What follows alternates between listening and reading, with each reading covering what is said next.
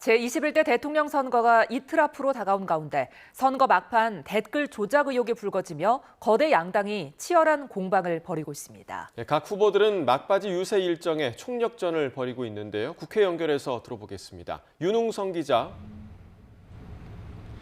네, 국회에 마련된 YTN 특설 스튜디오입니다. 네, 댓글 조작 의혹이 선거 막판을 달구는 분위기인데요. 어떤 내용입니까? 네, 이번에 불거진 의혹은 극우 성향 교육단체 리박스쿨이 댓글 공작팀을 모집해 운영했다는 언론 보도가 발단이 됐습니다. 여기에 국민의힘은 예정에 없던 기자회견까지 열고 적극 반박에 나섰습니다. 장동혁 선대위 종합상황실장은 민주당이 객관적 근거도 없이 국민의힘과 선거 캠프에서 댓글 조작을 하는 것처럼 주장하고 있다고 비판했습니다. 또 이 같은 의혹 제기가 최근 불거진 이재명 후보 아들 논란이나 유시민 작가의 발언을 덮기 위한 네거티브 공세라며 지난 대선과 비슷한 민주당의 공작 냄새가 난다고 주장했습니다. 또 대변인단도 논평을 내고 이재명 방탄을 위한 정치 공세라며 법적, 정치적 책임을 반드시 묻겠다고 경고했는데요. 직접 들어보시겠습니다. 선거 3일을 앞두고 김만배 신학님의 대장동 커피 대선 공작이 있었고 수사받고 문제가 되지 않았습니까? 민주당도 잇따라 기자회견을 열고 공세의 고삐를 조였습니다. 오전엔 윤호중 선대위 총괄본부장이 국민의힘은 부인하고 있지만 댓글 조작 의혹 단체와의 연관성이 줄줄이 드러나고 있다며 수사기관의 철저한 수사를 촉구했습니다. 특히 오후엔 선대위 신속대응단에서 해당 단체 유튜브 채널 영상에 나온 김문수 후보 모습을 공개하면서 어떤 관계인지 직접 밝히라고 촉구했는데요. 직접 들어보시겠습니다. 해당 영상은 리박스쿨이 21대 총선에서 국회의원 후보 4명을 배출한 것을 주요 성과로 보고하고 있습니다. 바로 그 영상에 기독자유통일당 점퍼를 입은 김문수 후보가 등장합니다.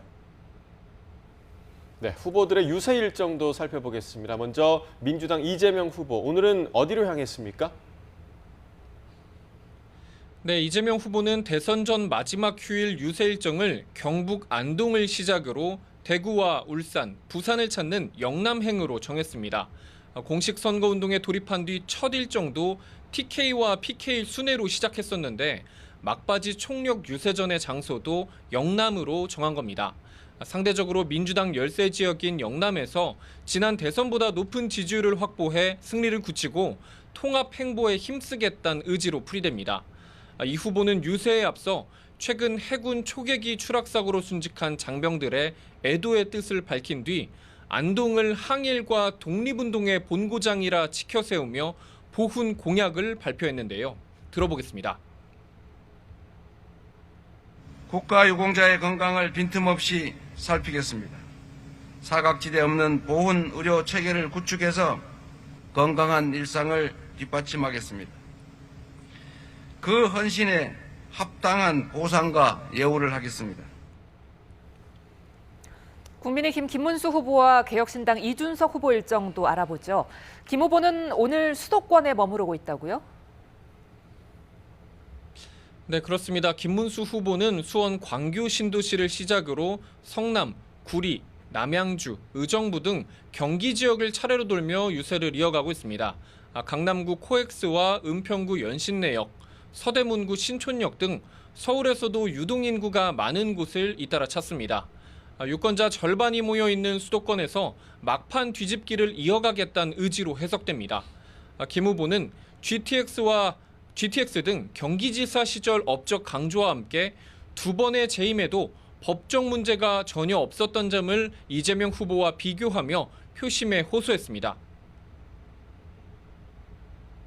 대장동이나 백현동 이런 것보다 수십 배를 더 많이 했어요. 광교 신도시부터 뭐 5만 걸 저 평택에 삼성전자 반도체 고덕단지 다 이거 이 판교보다 몇 배 되는 것도 하고 다 했습니다.